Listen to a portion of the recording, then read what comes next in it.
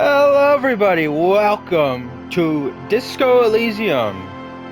So, how do I put this? So, I tried to get into recording this, made like the first episode and uploaded it, and apparently, I didn't know this going into it, but there's copyrighted music in this friggin' game, and I had to put on streamer mode. So, I guess this is take 2 of episode 1. So, welcome.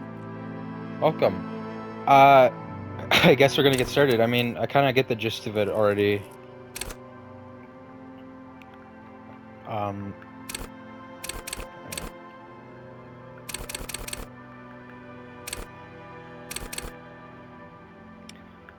yeah, I guess that's about right.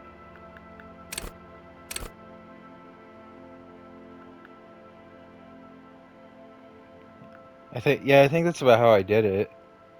So, yeah, I got select drama. So, before I get into it, I didn't get too far into the game. I only got to a certain point within like an hour. So, yeah, I mean, I guess I only know a little bit about this game now, technically. I'm also with my dog, who's been a bit rowdy today. I think he's calming down. There is nothing, only warm primordial blackness. Your conscious ferments in it, no larger than a single grain of malt. You don't have to do anything anymore. Ever. Never, ever. Simply keep on non-existing. An inordinate amount of time passes. It is utterly void of struggle. No ex-wives are contained within it. Give me some more. You got it, sweet brother. Nothing upon nothing upon nothing. How about you cough up some more of that sweet oblivion? Coming right up, sir. Smooth passage. Alonzi, let's go. Alright. Nothing town to fuck all borough. Let's visit the ancient Zero home. Great choice, Elder One. It has always been like this, and it always will. Don't stop. Keep singing. Sing me the song of death. The song of death is sweet and endless. But what is this? Somewhere in the sore, bloated man meet around you. A sensation. Like a fly to the ointment, your conscience sticks to it. The limbed and headed machine of pain and undignified suffering is firing up again. It wants to walk the desert, hurting, longing, dancing to disco music. You can take it. You're a champion. No, I am not scared. I am a champion. The stench of liquor rises from your mouth, and with it, an ungodly headache. Okay, I'm a bit scared now. Let's go back into the dark. A fiery streak penetrates your skull, trying to force your eyes open. It's a sound, a clarion call from hell. Somehow, you know what it is. A caprice to name a motor carriage.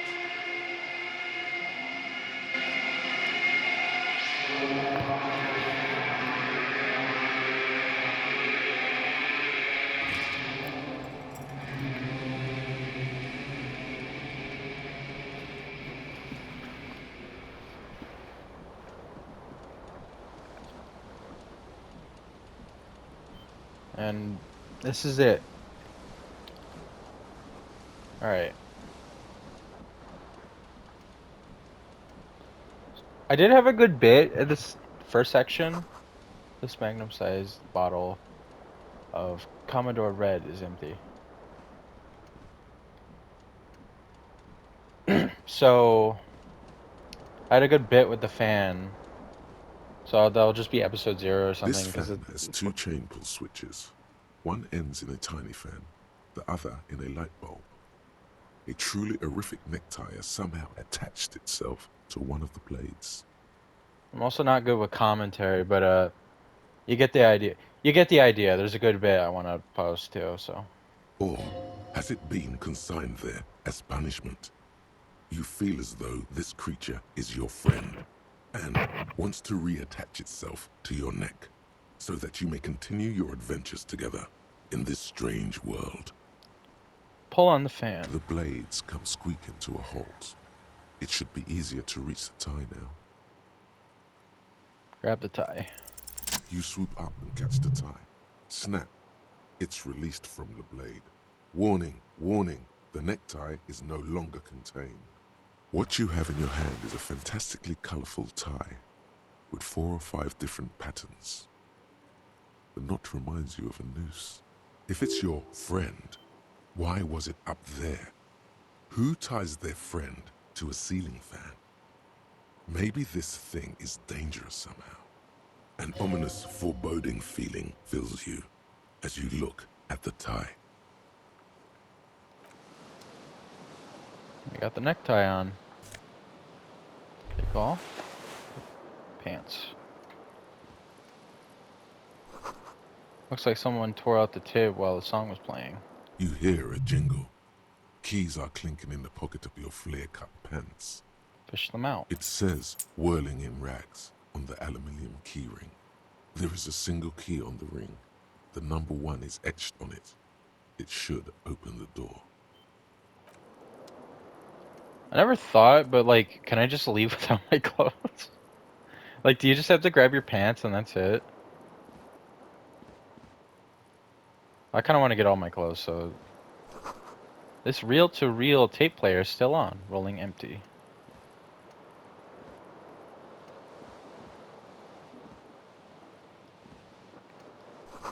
See, bottles in the bathtub. Wine, beer, and sweet liqueurs. That's better. Locked. A mirror hangs above a bent and broken sink. In a fierce discharge of masculine energy, someone has ripped half the faucet off. Was this not the same Eno that founds empires and lays waste to cities, virile, uncaring towards the little things? Probably not, no. Hot water sprays from the faucet's base, and steam covers the mirror. You cannot see yourself, just the vague impression of a man. Suddenly, you realize you have no memory of the face that awaits you there, underneath the soft vapor. Really? Nothing? Really, all recollection of the person you are, the people in your life, and even the world you're in has drowned in a sea of blood alcohol. This was no mere night of drinking. It was a deluge of world-ending proportions. Wipe the mirror. As you slowly reach your hand towards the surface of the mirror. Abort. You clearly have not thought this through. You won't like what you see there, and you will never unbecome it. Maybe I should touch it first, make sure there's nothing wrong with my face. Yeah, there is definitely something wrong with it. How bad could it be? Where to even begin? There is the bloatedness, then the swollenness. It's like there's an upholstery of alcohol underneath your skin. I'm sure everything's fine. Touch your nose. It's not. Your nose feels like a small balloon in the middle of your face. It hurts when you honk it. It doesn't appear to be a particularly tiny nose either. Not with all the drinks it's absorbed for you. At least my tongue is okay. Touch your tongue. It's not. It's swollen and snail-like, wriggling between your fingers. Wipe the mirror now. Behold. You have no idea who this thing is, do you? This is the face of a late-stage alcoholic. Too late. You clearly have rigor mortis on your face. Or wait, is that an expression? Are you trying to make an expression with that face? Why? I have no idea why it's there. It just is. Or I'm not making it. The face is making itself. Please stop. It's horrible. You're scaring yourself. No. Keep making the face. You can't, can you? It's like it's not even voluntary anymore. You have worn that grin into your face, and now it won't come off. What does it even mean? What is the emotion you're trying to convey? Superstardom. God, I don't know. It's just indescribable. I'm insinuating that I'm vaguely sympathetic. I'm sort of pulling it off to a sad has-been kind of way. It's an expression of pain. I think it's supposed to look suggestive. I'm afraid it's meant for the ladies. Please promise yourself you are not going to try it on any of the ladies, whatever happens.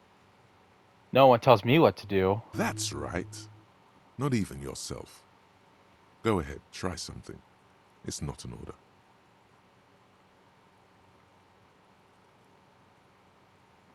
Encyclopedia. Dig deep into your mind to locate the source of the expression. Like the rest of you, it comes from a bad place somewhere in the past. That's all you know for now.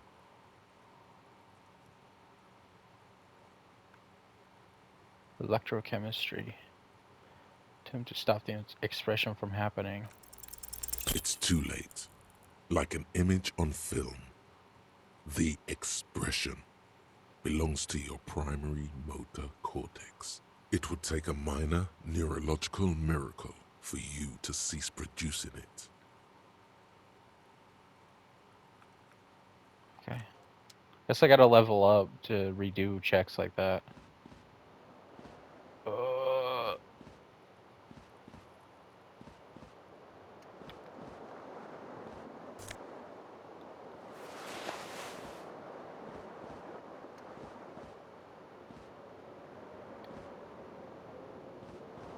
The window stands broken in its frame. Cold wind blows in. Look out. The morning light hurts your eyes. It's hazy, but you see the ocean and some war-torn buildings. Geocalculus. Assess the damage. The shards face outward. Whatever broke this window came from the inside.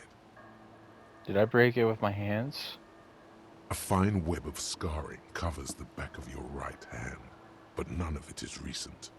What did this More thing? likely a projectile than a held object. There are no fragments on the floor from pulling a tool back in after impact. Wait, what am I doing? Something you've done before. Assess the size of the impact. It is too large for a bullet, yet too small for a piece of furniture. You're looking for something heavy and larger than your fist. Like the green shoe that's on the hat rack in the corner, which, coincidentally, is missing its friend. Congratulations, you smashed the window with your own shoe. Now you only have one. If you're lucky, you can still find the other on the balcony outside. The door to it should be outside your room. I should go and get that shoe. A cool wind gushes in. Your toes curl up from the cold. Yeah, getting that shoe isn't hard. I just gotta... There we go. So...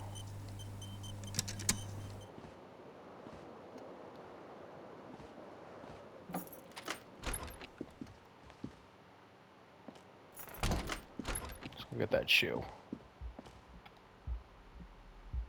Short on money? Equip with plastic. I didn't read that.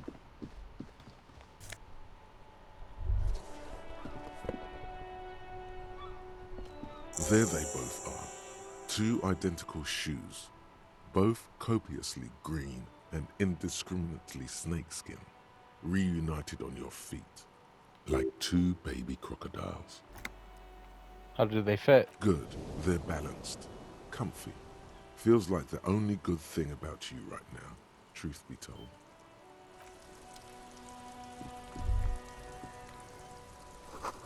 The smell of the sea makes you dizzy.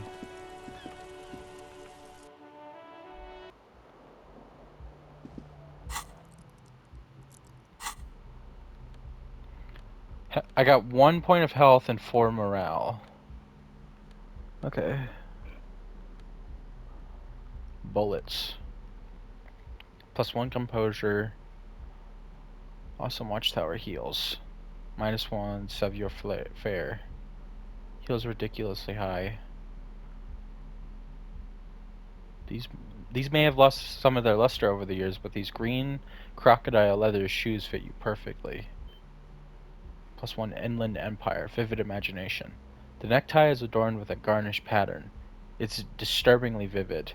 Somehow you feel as if it would be wrong to ever take it off. It's your friend now. You will betray if you ever change it for some boring scarf.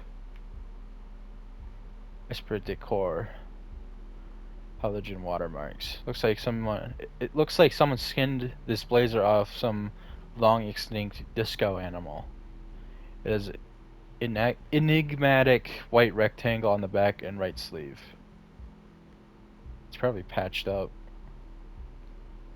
Conceptualization. A statement. A real statement to wear. -1 suggestion. Unsavory odor. This white satin shirt, it used to be fancy. It used to really catch the light. Now it smells like someone took a piss in the armpits. -1 Savior Fair. Tight around the thighs. +1 electrochemistry. Tight around the crotch. These golden brown trousers are flare cut. Normal bell-bottom trousers would be boot cut, but these are far from normal. They are someone's piss-soaked party pants.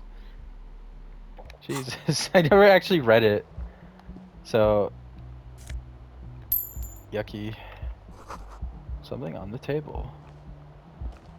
Radio. Okay.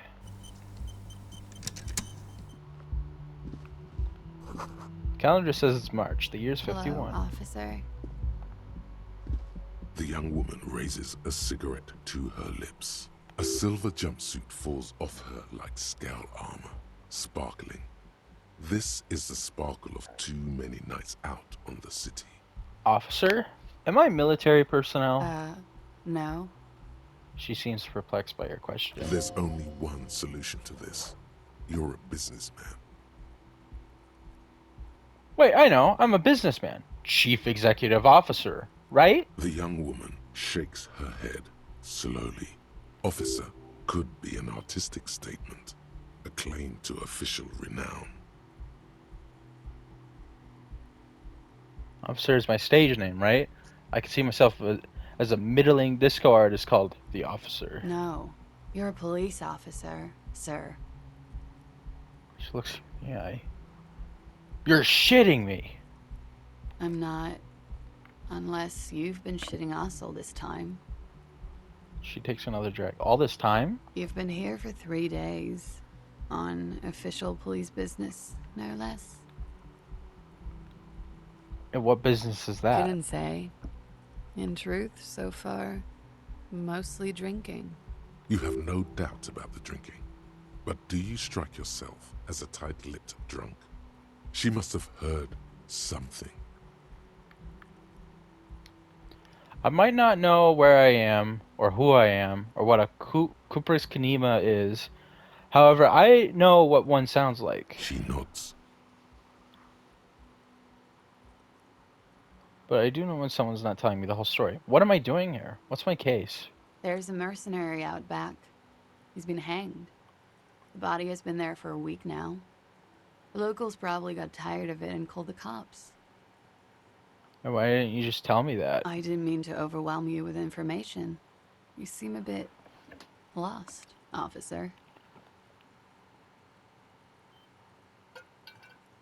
Water. I don't remember being a cop or anything else. Could it be because of the drinking? Who in the right mind would let me be an officer of the law? Don't be so harsh on yourself. They let almost anyone be a police officer. A glib remark. Don't let it stand. Assert yourself. Actually, I can see why they wouldn't trust me with the law. I have the right A character. fondness for contradictory statements. No, I had thrown my shoe out of the window, and I had deduced this from the direction of the shards. Extraordinary. She pulls a cigarette out and nods. She doesn't actually think it's all that extraordinary.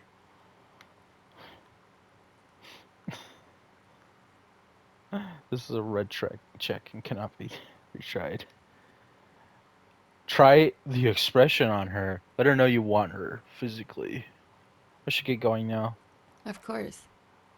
Be careful, officer. They don't like the police around here. She looks back at you, a light glinting off her eyes. Goodbye.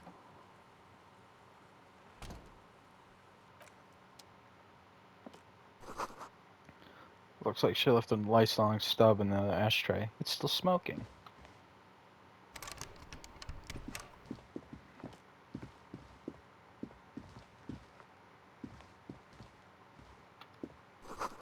This weekend edition of the satirical newspaper, Trump Le Monde.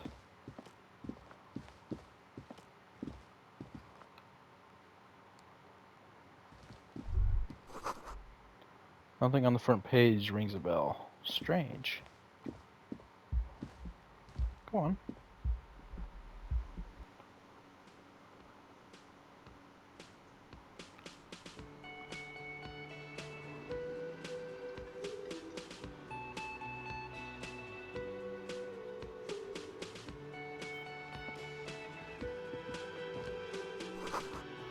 Some of them are closed for the winter. This is where the lyrics would be. A big old karaoke mic just sitting, just waiting for someone to sing into it. The speaker is connected to the radio. The music is seasoned with static. You should totally sing karaoke here, the first chance you get. Your emotions need to be expressed. Hang on a second. I mean, okay, I got streamer mode on. I'm gonna give you guys a little bit of context for this. I think this was the same music that was playing when I last recorded this, so I just don't want it to be like, oh, this is the song that got me in trouble. So, yeah. First chance you get your emotions being expressed, people need to know of your vast oceanic soul. My soul's cubic content is obscured by the hangover. Of course, at this point, precise measurements of your soul can only be performed from the outside. It needs to be heard. Through a PA system, by other people.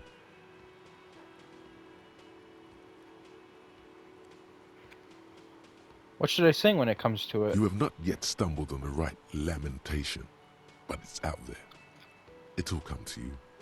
You will wreak havoc with it. Don't worry. Lamentation sounds good. They'll really get a gauge on my soul with that. Serves them right. Wipe that smirk off their face with your sad, tragic song. Who's laughing now? No one. You have to find something tragic to sing first, though. Let's go. This goes well with a theory I'm developing. I'm a down-on-my-luck superstar person. Who is mistakenly identified as a cop for his prominent jawline?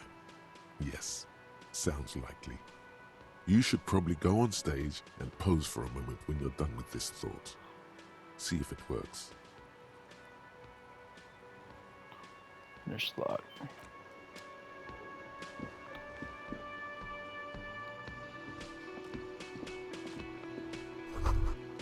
Menus wouldn't wipe clean. Only the word Monday is written on it. A woman's hand wrote yesterday's menu. Today starts in a man's handwriting. No saft. This is a water cooler. The large bubbles rising to the surface. A man in his late 20s stands behind the counter, inspecting a stuffed seabird. As you approach, he gives you a sideways glance, then looks down again. That was disdain in his eyes. Even now he is purposely ignoring you. Looks like he's not a fan. A competent work of taxidermy. The white and brown seabird lies among piles of coasters and drying mugs. One of its wings broken. The man is trying to mend it. Looks like the bird was ripped off the shield that was used to mount it, most likely on a wall. This is the Great Skua. The seabird is the symbol for the discovery of the Insulindian Isola, the part of the world you are in right now. Something about it makes you feel bitter. What happened to the bird? Look, your buddy is over there. Why don't you go and talk to him, okay? What do you mean, my buddy? He pretends not to hear you, concentrating on the bird instead. What's wrong? Don't you like the officer? Oh no, you're a hero. A real hero cop. Could the massive property damage upstairs have anything to do with this? You're being sarcastic. Am I? Or did you ride in, take the body down, solve the murder, and not trash my hostel room? I'm guessing I didn't do any of those things. You're right, you didn't, and it's only taken you 3 days not to. What have I been doing all that time? Have you seen me around? No, I haven't seen you around. I'm not always here. He looks down again and keeps plucking at the bird. Are you the bartender? No, I'm not the bartender. I'm the cafeteria manager. You look like a bartender. That period of my life is over. Not everyone who stands behind a counter is a bartender, okay? I'm the cafeteria manager. Understood. Mm-hmm. Leave.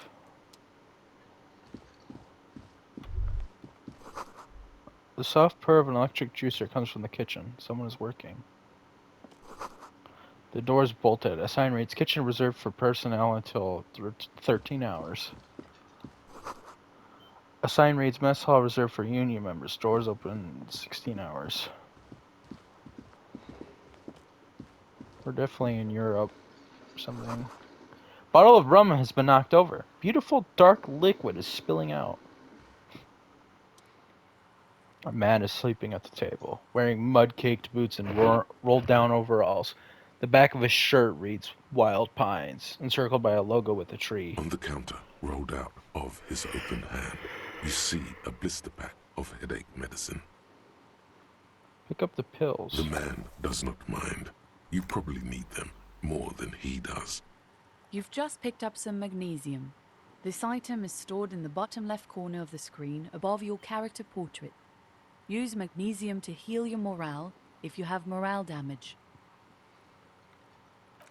Alright.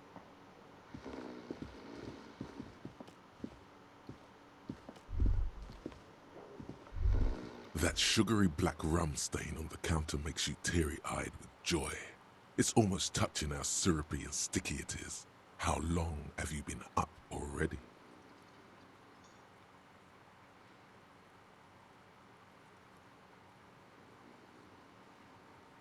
How long have you been up already? An hour? Sweet Lord, a whole hour. And you haven't thought about the rum and lemonade in all that time? You've truly extinguished all trace of yourself. It's not even been an hour technically. I need 20 more minutes.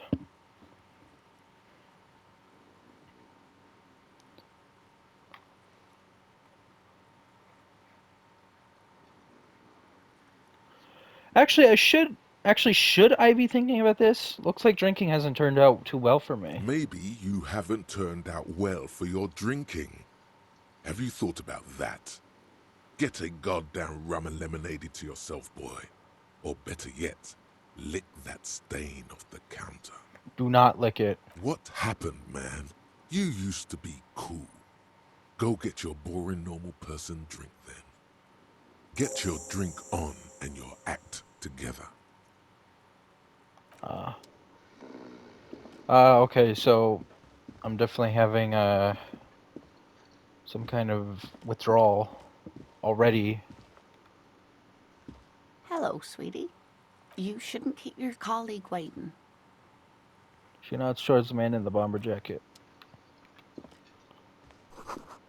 The Royal Pinball Machine is unplugged. A speckled man in an orange bomber jacket is tapping his foot on the floor. Looks like he's waiting for someone. As you approach, he narrows his eyes and extends his hand in greeting. If an assault were launched on this building right now, if the windows came crashing down and the whole world descended upon you, this man would hurl himself in death's way to save you. You are sure of this, but why? Shake his hand. Shake his hand. Hello, I'm Kim Kitsuragi, Lieutenant, Precinct 57. You must be from the 41st. You realize he's waiting for your name. This is your chance to come up with a really good name for yourself. Get creative. Conceptualize. Medium. Invent a name for yourself. Concentration makes you squint your eyes. Your name should be deep gold and orange, like a forest fire looming on the horizon, but mixed with the stench of liquor rising from your breath. You're 2 steps closer to it, but there are still many to go. Just call me...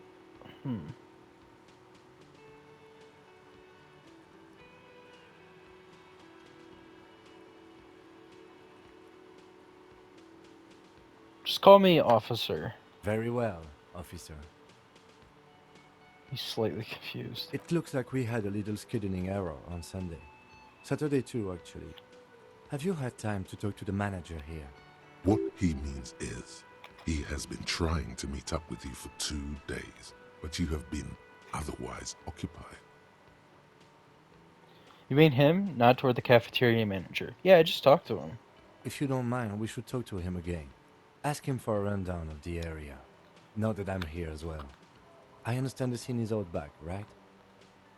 It also wouldn't hurt to assure him the police are finally here. In full force, I mean. Have you mapped out the initial interviews? I haven't. Okay, we'll have time for that after we take a look at the coroner's case. Have you removed the dead body from the tree? No. So, the body is still in the tree. Should be. This is the first time you detect a weariness in the lieutenant's voice. It is obvious he would have preferred for the body to no longer be in the tree. Where it has been hanging for 7 days straight. We should go there as soon as we are done talking to the owner.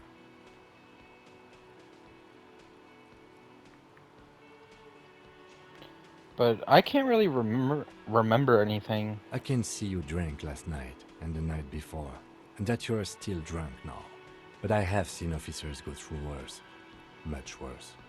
If you need something for your headache, there is a general store nearby. But as I said, the dead body should be our #1 concern.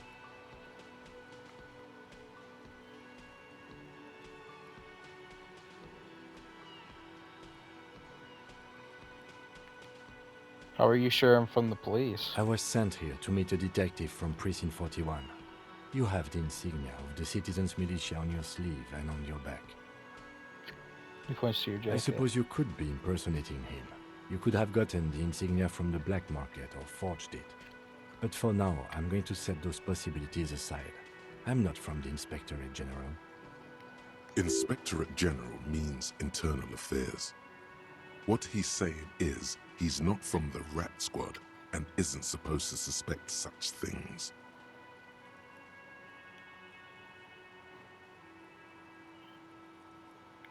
You mean internal affairs? Yes, but I'm not them. I'm from criminal investigation. You said insignia. These white rectangles, you mean? Point to your sleeve. Yes, But they're just white rectangles. they are not just white rectangles. They bear a halogen watermark with the letters RCM and a pattern resembling the street grid of Revachol West. I would ask you to step into the headlights of my motor carriage, but again, it's none of my concern. I just need you to do your job. Shouldn't I have a badge or something? You mean you don't have a badge? It wasn't on me when I woke up. Losing your identification card is a serious matter. My vehicle has a shortwave. You can use it to report your badge missing. I would advise you to locate it as quickly as possible. but getting the body down should still take precedence. Let's roll. After you, officer. Lieutenant Kitsuragi is now in your party. You can talk to him whenever by interacting with him.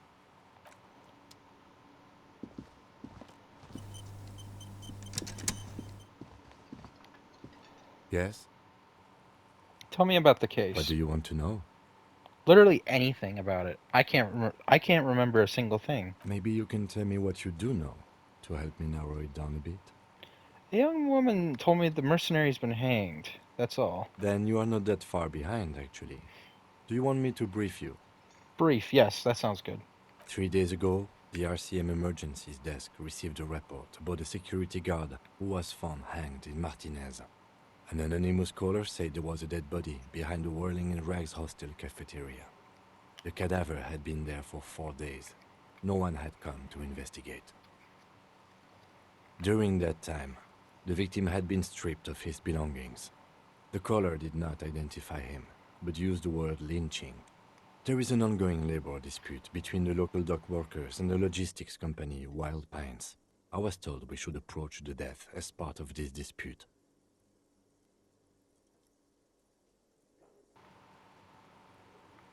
Does the briefing say who the victim was? A security guard or worker of some sort, hired by Wild Pines. This was just hearsay from Martinez, of course. We need to find out the truth.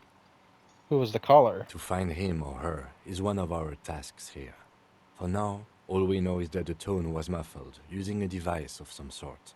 The desk could identify neither the caller's age nor sex. Why hide themselves? There's a strong prejudice against involving the RCM in what's seen as union matters. The Dock Workers Union is the de facto police in Martinez. Now it appears they've started executing too. We cannot allow that. Hold on, and the RCM is... That's us, the Revachol Citizens Militia. We're the police in this city. The RCM, or the Revachol Citizen Militia, is the police force you and him are part of. A self-organized peace corps of the occupied city of Revachol. The RCM operates within a legal twilight, yet its authority is rarely questioned. It's super useful to know this. Of course, yes, I understand everything now. Just to be clear, we are police officers. It's our job to find the killer. That's the case.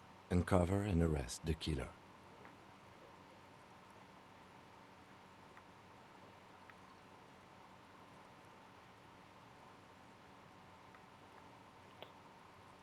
If we're from different precincts, why are we on the same case? I'm afraid you and I are pawns in a pissing competition. His disdain is clear. This man would not use such an expression otherwise. What do you mean? You don't know? I assumed you were in on it.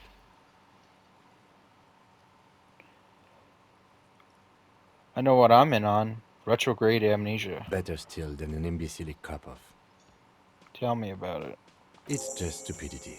We shouldn't waste any more time on it. If you want my take, ask me after we've inspected the victim. Let it go. Was there anything else you wanted to know about the case? Actually, I have all I need for now. Good. I want to talk to you. Me? Yes, you. I don't see how my life is pertinent to the investigation. We'll work better together if we have more rapport. That's a fair point. All right, for the good of the investigation, what do you want to know? You don't look like other people around here. That's because I'm half Seolite, or quarter. My father's father was from Seoul. So was my grandmother, but from my mother's side. It's not an interesting topic. What is Seoul? It's a part of the world, officer. A geopolitical entity, and a geographic division. I told you it wouldn't be interesting. Seoul is a protectionist, isolationist, pan-Isolari state west of the Insulindian Isola. Actually, it's quite interesting. Some would even say mysterious. You're really making it sound uninteresting. I still want to know more about Seoul. You're barking at the wrong tree. I don't speak a word of Seolite. I've never met either one of my grandparents, and I've never been to Seoul. I'm a regular Revacholien. A point of pride to him. You ever talk with yourself? What do you mean? You know, when you're thinking. Do you ever have, like, conversations with, like, your brain? I have no idea what you're talking about. The lieutenant's conceptualization skills must be rather rudimentary. The lieutenant is a police officer of the old school. His concerns are material and extrinsic. But this isn't an old school case.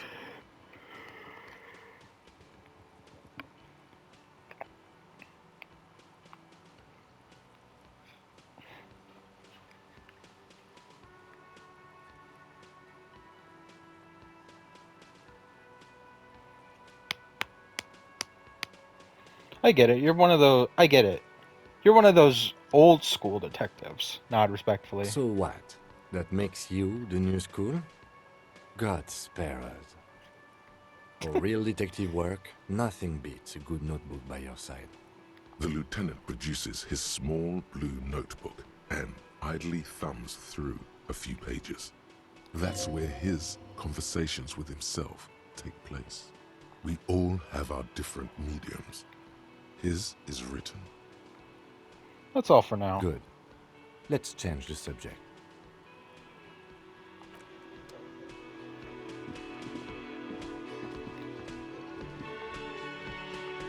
The man with the unimpressive beard notices you approaching. He drops the ledger he was holding and turns to the lieutenant. Mr. Guard, right? You run this place. Yes. I am Kim Kitsuragi from Precinct 57. This is an inter-district investigation, so joining me from Precinct 41... The Harbinger of Ruin. Harbinger of Ruin, not Harbinger. Can I have a drink? What is gold and orange like a forest fire but smells like liquor? These are all bad.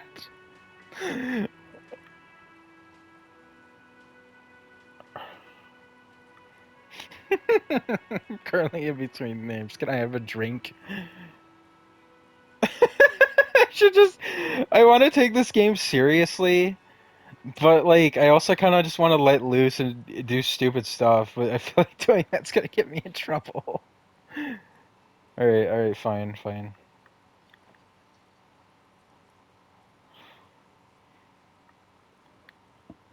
The Harbinger, the Harbinger of Ruin, What?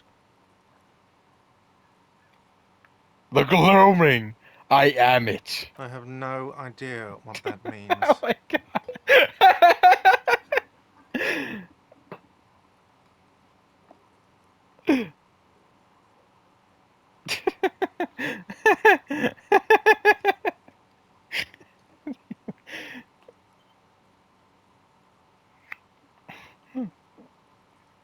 I have been to the precipice, cafeteria manager. I have seen the end.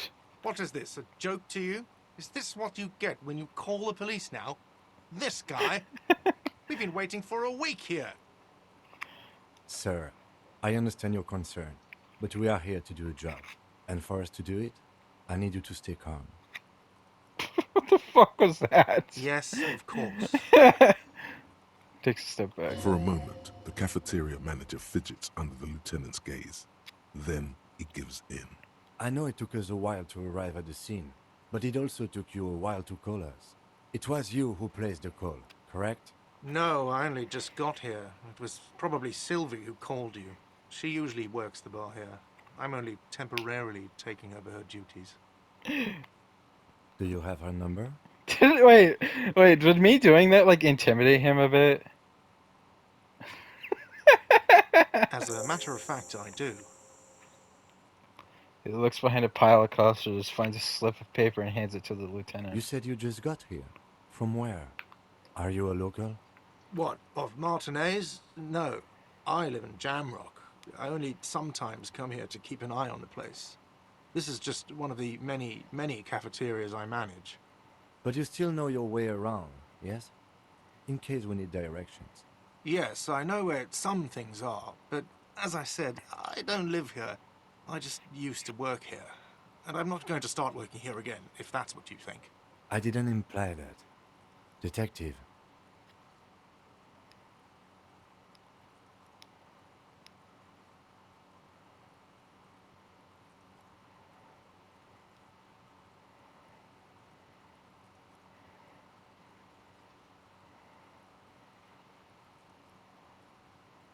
He probably means this is where you step in and ask your questions. Right then, questions. I got His this. face expresses profound doubt in your having this. Ask him about the body's location before asking if he killed him. People give up information in the more innocuous questions, which you can later use in the more sinister ones, not vice versa. Ah, okay, interesting. Ask him about the body's location before asking if he killed him. People give up information in the more innocuous questions, which can later use them in the more sinister ones, not vice versa. Where exactly is the body? Behind this building, there's a courtyard. They hoisted him up on a tree there. And how do we get there then? That's easy. See that door there? First you exit through that. Then, to your right, you should see a big hole in the fence. A really big one. You can get to the courtyard through there. No need for the keys. The hole is big enough for the Franco-Nigerian cavalry to fit through. Does he want you to feel guilty of making that hole? It's implied in his voice.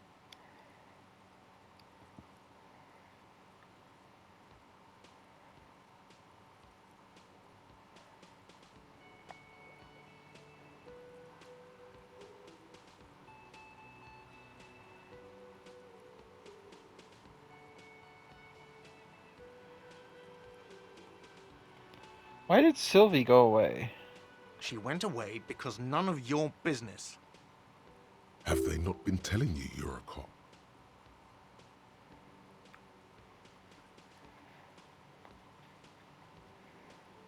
Am I not a cop? Everything is my business. Okay, you got me. She went away because of the dead body out back. And because I asked for her number. That's why Sylvie went away. I hope you appreciate that. thank you.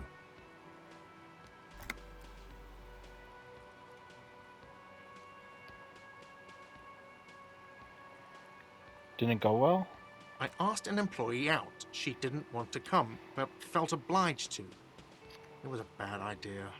Now, what is so goddamn fascinating about that for you?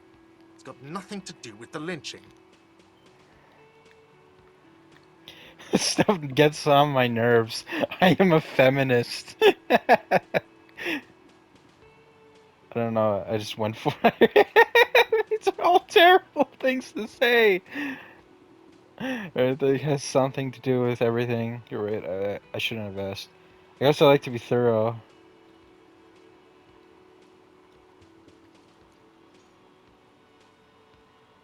I guess I like to be thorough. Good for you. Was there something else? I'd like to get back to what I was doing.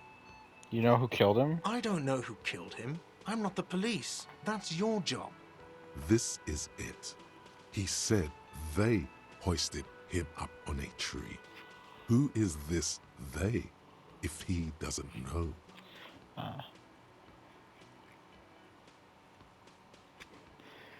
Ah.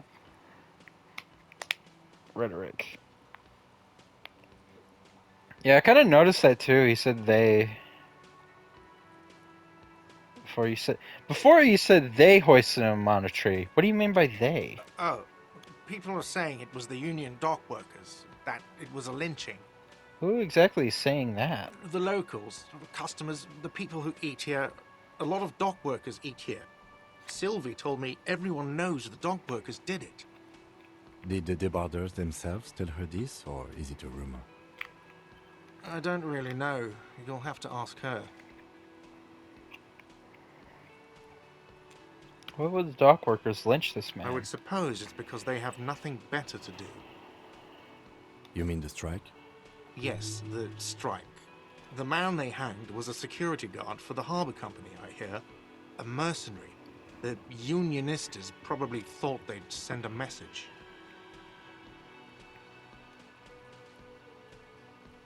Did you? Was it you who killed him? Basically. I don't know if it's him though. I don't think we should like. Oh, I think my dog's having a nightmare. Just twitching a bit. I don't want to accuse him right away, even though it would be kind of funny. So I have another The question. lieutenant turns the page in the little notebook he's been scribbling in. That is all. Let's go. Not so fast. You owe me 130 real. What? No one is saying the multi-pattern necktie you found tied to the ceiling fan can talk. No one. It must be merely imagination. But Imagination. Let's bail! Time to push the eject button! Sounds like a responsibility! You don't like those!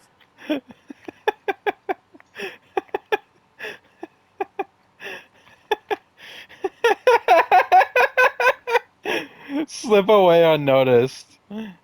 I don't. It kind of sounds like Jacksepticeye.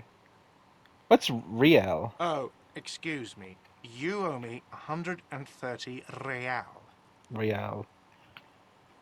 With a mock aristocratic accent.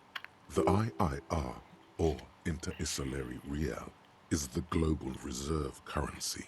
Whatever part of the world you're in right now, it's safe to assume he means you owe him some money. Oh, I understand. You mean I owe you money? Wow, you're a genius. Yes, that's right, money. You owe this establishment 130 real. He points to the red ledger on the counter. Who does that clown think he is? Arrest him!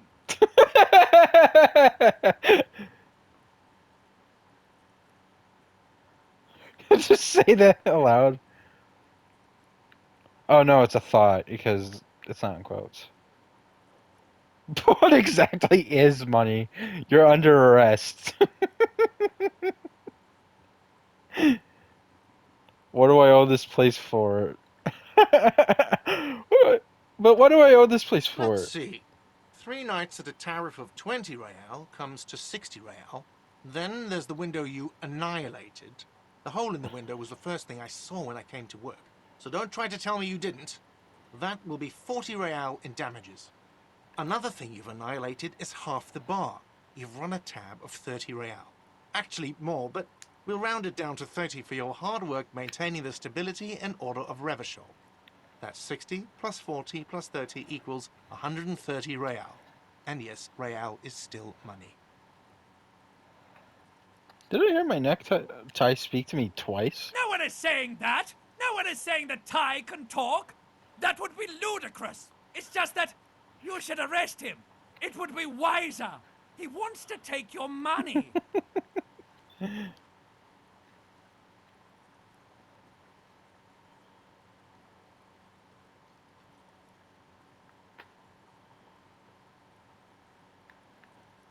I'm not comfortable with this. Try to somehow tuck the tie away. The lieutenant watches you fiddle with your horrific tie. Sweat stains forming under your armpits. He puts his hand on your shoulder. If you don't have the money, it's okay. None of us are in this for the wages. That's Cop 4. I haven't offered to pay because I don't have any money either.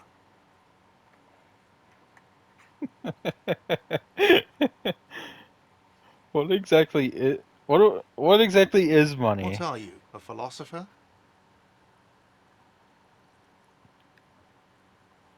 Since the work I've been troubling remembering the most basic concepts of reality. Money is what grown-up people use to pay for things. Things like this hostel room or 8 bottles of potent blend and 9 packs of Royal Extra. We use it for everything, really.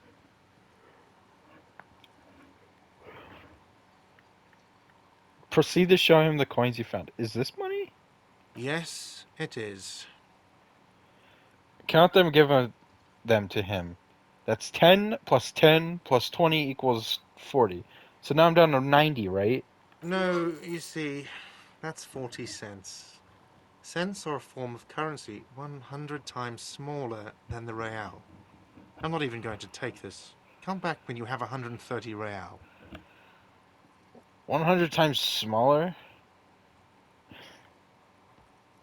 But that's horrible! It is.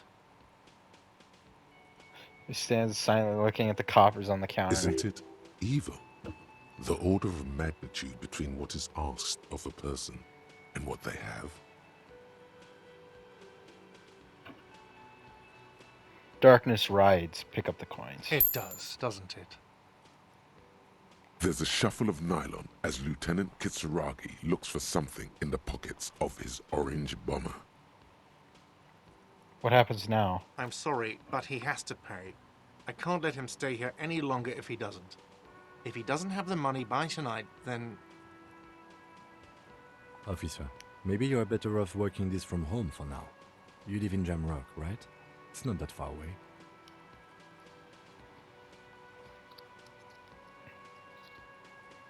I don't remember. Fuck my plan. Fuck this place. I'll take my chances on the streets. Man, fuck this place. I'll take my chances on the streets. No, don't. There's no need. You really need to take this up with your station. I have a shortwave radio in my car. Call them. Ask for assistance. We have to get this investigation started now. You really need to take this up with your station. I have a short way to call them and ask for assistance to get this investigation started now. Good luck. Wants to say something, but thinks better of it. Good luck. Oh my god. By the way, where is home? The address is coming up blank, and this place sure isn't it. I have no idea. But you've been at this hostel cafeteria for only 3 nights. Where were you before? You had to be somewhere. Far away? In time or space? Both. That doesn't sound like somewhere you can stay if you run out of money. I live in a dumpster. I don't care everything. I don't care. Fuck everything. HOBOCOP. Entertain the thought when you get the time. Maybe being a hobo and a cop has its advantages. Alright. I am running out of time. So, yeah, I'll end it here and probably upload another episode. But as always, thank you so much for watching. I will see you in the next video. Bye-bye!